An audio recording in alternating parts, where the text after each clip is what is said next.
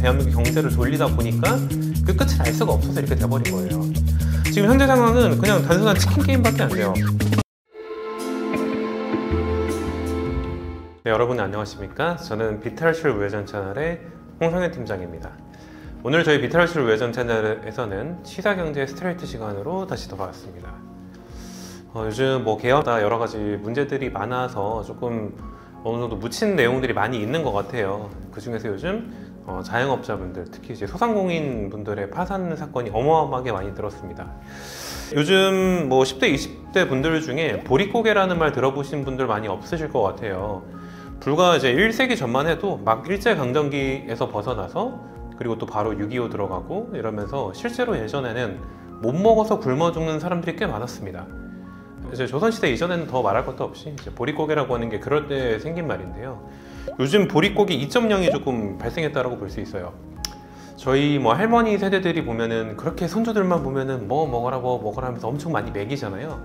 이게 실제로 예전에 굶어 죽었던 경험이 있었던 사람들이 먹을 게 있을 때 최대한 많이 먹여 놓으려고 하는 이런 습관 같은 게 연세가 드시면서 더욱 강해지는 그런 모습이에요. 2024년 들어서 발생한 이 보릿고개 2.0이 실제로 지금 돈이 없어서 밥을 굶고 노숙을 하는 사람들이 생기고 있는 현재가 현실입니다. 좀 웃기죠. 사실 1세기 전과 대비했을 때 현재 나라는 풍족해지고 굉장히 엄청난 발전을 했는데 밥을 굶는 사람이 생긴다라고 하는 게 굉장히 웃긴 거예요. 일식을 건강상의 이유로 한다라든지 이런 경우가 있겠지만은 현실적으로 지금 돈이 없어서 하루에 한 끼 이상을 못 먹는 사람들이 생각보다 많다고 합니다. 이건 통계 자료에 의하면은 원래 이제 얼마 전까지만 하더라도 하루에 그래도 2.8에서 3끼 정도를 먹던 사람들의 비중에서 지금은 1일 1.18 정도의 식사밖에 못하고 있다라고 합니다. 이게 아까 말씀드린 것처럼 건강상의 문제도 있겠지만 실제로 지금 식비가 굉장히 조금 많이 타이트해진 게 현실이에요. 제가 대학교 다닐 때 시절에는 한 끼에 보통 식사값이 5,000원 정도고 좀 싼 데 가면 4,000원짜리 이런 식당도 있었고 짜장면 한 그릇 3,000원 이렇게 하던 데가 있었는데 제가 요즘 저희 네 식구 식당 가서 한 끼에 4만 원 이하로 나오면 와 오늘 점심값 많이 안 나왔네 라고 얘기를 하고 있어요. 기본적으로 1인 식대가 10,000원 넘어가는 건 너무 당연한 세상이 됐는데 대학교 다닐 때도 연봉 3,000이네 이런 사정이었는데 지금도 비슷해요. 연봉에서 최저시급 오르고 이런 걸 떠나서 크게 소득 비교가 없는 상황에서 이게 물가가 어마어마하게 오르다 보니까 실질적으로 밥을 굶는 사람들이 생길 수 있다라는 거죠. 그러면 이유는 뭘까요? 이런 이유가 생긴 거는 결과적으로 정책 실패라고 볼 수 있습니다. 신흥국들이 발전하는 과정은 다 동일해요. 초반에는 선진국들 입장에서는 저렴한 토지와 좀 값싼 노동비, 인건비 등을 통해서 여기에 신규로 좀 들어가서 내가 이제 원래 하고 있었던 데 사업에 공장을 지어서 값싼 노동비로 제조업으로 어느 정도 좀 수익을 볼 수 있는 사람들이 들어오기에 대한민국도 마찬가지였고 초반에 그래서 한국에 정말 공단이 많았어요. 그러니까 공장이 늘어나서 어느 정도 이제 발전을 이루게 되면은 당연히 땅값도 오르고 인건비도 오르게 되니까 이런 회사들이 제조업에다 발을 빼고 조금 더 제3국으로 가게 되어 있죠. 그때 초반에 대한민국이 크게 성공을 했었던 부분이 이제 미래 먹거리 산업을 잘 투자를 했어요. 그 시점에 반도체라든지 조선업이라든지 화학업 이런 쪽으로 해서 잘 발전을 해서 이제 그 다음 미래 먹거리를 발견을 해서 어느 정도 부흥을 이루었는데 그 이후에 더 다음 먹거리가 없는 거예요. 사실상 대한민국 같은 경우에는 지금 남한 기준으로는 어느 정도 이제 자원에도 한계가 있고 수출에도 한계가 있기 때문에 어디까지나 기술력으로 이제 바탕을 해서 성장을 해 나가야 되는데 성장에 조금 더 이제 발전을 하거나 이런 쪽으로 갔어야 되는데 성장의 한계를 보고 부동산 개발 쪽으로 정책을 바꿨습니다. 부동산 개발이라고 하는 게 결과적으로 인프라라든지 아니면 부동산 아파트 이런 부동산 개발을 통해서 경기를 활성화시키는 건데 원래 건설업으로 들어가서 경기를 부흥시키는 게 가장 안 좋아요. 이 악수를 들 수밖에 없었던 게 당장에 뭔가 굴려갔어야 되거든요. 그 결과 지금 발생한 이유는 부동산 개발로 인해서 경기 부양은 결국 건설업 경기를 돌리고 인해서 이로 인해 부동산 투기 과열이 돼서 집값이 오르게 되고 가계부채가 올라서 모두가 지금 부동산 투자를 안 하면 나는 도태될 거다라는 생각에 말도 안 되는 연끌을 해오게 됐죠. 이미 미국에서 서브프라임 모기지 사태가 터지면서 부동산 대출에 대해서 대출 규제가 들어가서 어느 정도 소득이 안 나오시는 분들은 대출이 안 나오게 규제를 했어야 되는데 대한민국 같은 경우에만 여러 가지 각가지 정책들을 토대로 조금 더 대출을 유예를 해주거나 아니면 정부 지원 상품을 만들어서 계속해서 이 바젤3 도입을 안 하고 미루다가 이제 막 불과 24년도 9월 3달 전에 바젤3가 들어갔죠.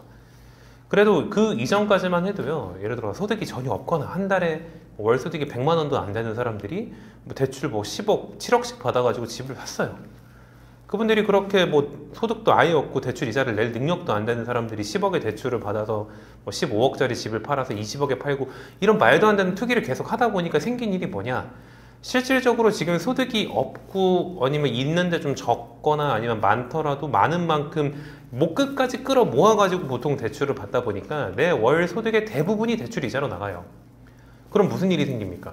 내가 월에 사용해야 될 돈 중에 대부분이 대출 이자로 나가니까 소비를 할 돈이 없어져요. 그 결과 집을 가지고 있는 사람들은 대출을 이자를 내느라 현금이 없고, 집이 없는 사람들은 주거비가 오르다 보니까 당연히 월세가 올라서 돈이 없고, 물가는 오르고 경기는 침체되고 본격적인 디플레이션에 들어가니까 사람들이 돈이 없어서 소비를 못해요.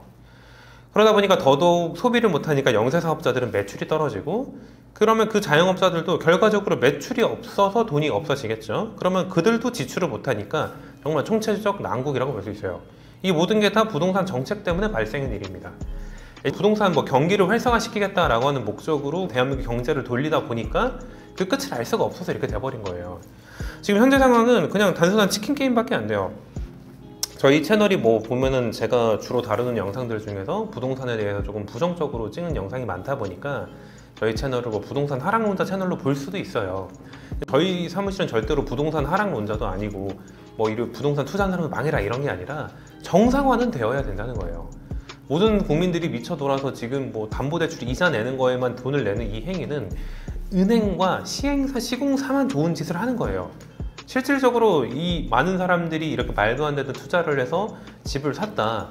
그 사람들이 집을 팔아봤자 내가 거기서 남는 차익 가지고 더 상급지로 가서 더 괴로워져요. 집을 저점에서 사서 고점에 팔아가지고 남은 돈을 들고 이 한국을 떠서 다른 외국으로 나가서 사는 사람들이 있다면 뭐 모르겠지만 현실적으로 다들 그러지 않죠. 내가 이제 하급지에서 차익을 가지고 더 많은 대출을 받아서 상급지로 가고, 내가 상급지에 산 거를 밑에 있는 하급지 사람들한테 팔면서 피라미드 구조로 올라가다가 더 이상 이 하급지에서 받쳐줄 뉴비들이 다 없어지고 나니까 이 사단이 났는데, 이거를 지금 대출을 더 풀어서 어떻게든 해주겠다? 그 대출은 어디서 나오죠? 우리 세금으로 나가죠. 이 정책을 계속해서 지금 또 스물스물 대출 규제를 풀어주려고 하고 있는 이 움직임들이 참 개탄스럽습니다.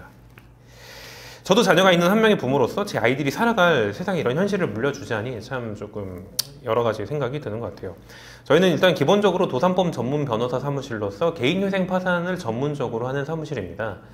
제가 불과 9년 전만 하더라도 회생 신청하시는 분의 대다수 분들은 뭐 주식 투자 실패라든지 뭐 코인 투자 실패나 아니면 뭐 과소비나 뭐 흥청망청 유흥 쓰시고 이런 분들이 뭐 채무 돌려받다가 회생하시는 경우가 대다수였어요. 요즘 들어오는 경우는요, 정말 진짜로 밥 먹을 돈이 없어서, 내가 당장 내일 뭐 내 월세 낼 돈이 없어서, 대출 이자를 낼 돈이 없어서 오는 생계형이나, 아니면 자영업자분들이 일주일에 뭐 7일씩 하루에 뭐 20시간씩 일을 하는데도 순이익이 100만 원도 안 남아서, 100만 원이 뭐예요? 그냥 적자죠.